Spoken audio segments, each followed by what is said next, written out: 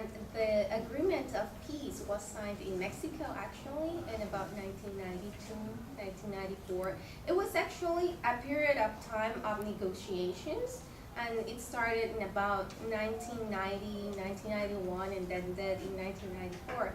However, as Professor Sayed said, it is a process, and we're still, there is no war in El Salvador, but we're in a post-period war. We're a democratic country, and recently there was a change in government last year, and for the first time after 20 years, another political party won.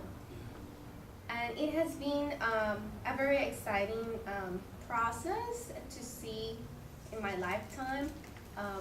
I lived the war and see how things got so much better when there are no conflicts, because peace and communications, diplomacy is the best that countries and actual people could, is the best way to avoid any problem or to solve it once it is there.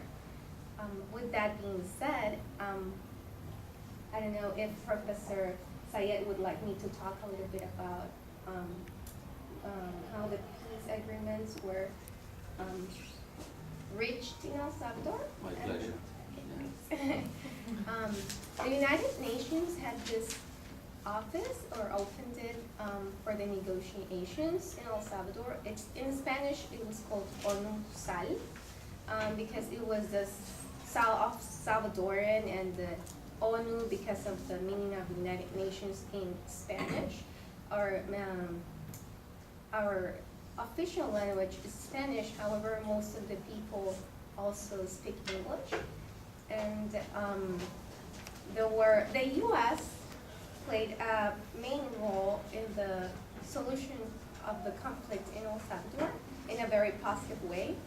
We are El Salvador and the U.S. are very close. It has always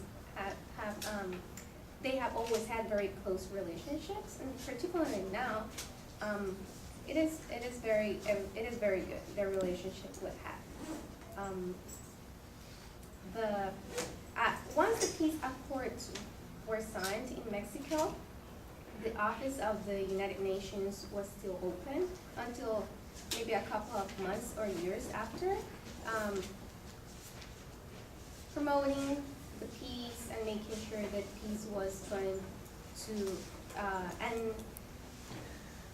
in a good way, because as I mentioned before, it's part of a process. It's part